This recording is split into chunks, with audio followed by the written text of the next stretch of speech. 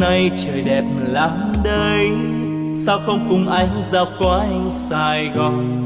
Vi vu trên xe qua khắp nẻo đường, ngắm phố phường ta luôn mến thương.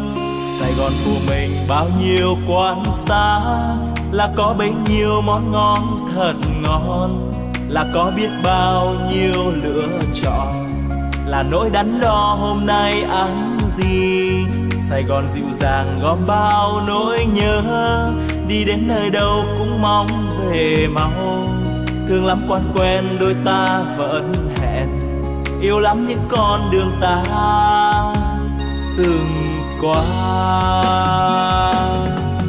Sài Gòn quá xa thương yêu, anh đã thương thật nhiều, anh yêu biết bao nhiêu, anh vẫn thương thật nhiều. Ôi yêu biết bao nhiêu.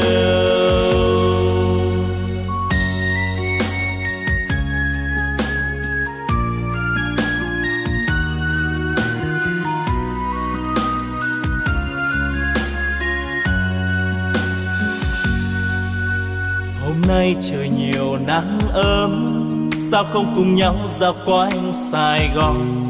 Bon bon trên xe qua muôn nẻo đường, ngắm phố phường ta luôn mến thương. Sài Gòn nhộn nhịp bao nhiêu quán xá, thì có bấy nhiêu món ngon thật ngon, thì có biết bao nhiêu lựa chọn, cùng những đắn đo hôm nay ăn gì.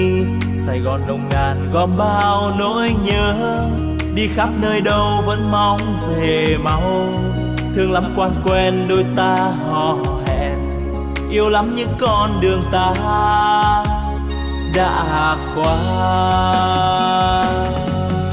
Sài Gòn quá xa thương yêu, anh đã thương thật nhiều, anh yêu biết bao nhiêu, anh vẫn thương thật nhiều.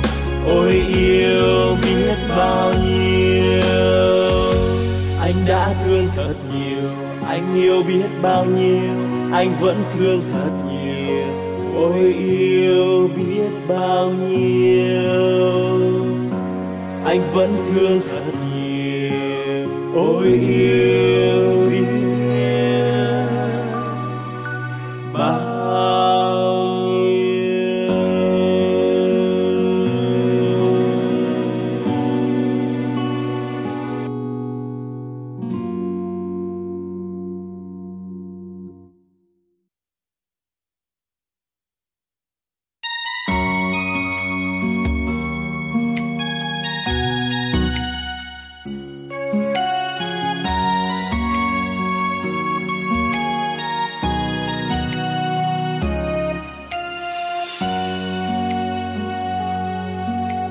Hôm nay trời đẹp lắm đây, sao không cùng anh dạo quanh Sài Gòn.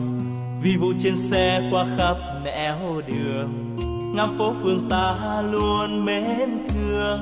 Sài Gòn của mình bao nhiêu quán xá, là có bấy nhiêu món ngon thật ngon, là có biết bao nhiêu lựa chọn, là nỗi đắn đo hôm nay ăn gì. Sài Gòn dịu dàng gom bao nỗi nhớ, đi đến nơi đâu cũng mong về mau. Thương lắm quan quen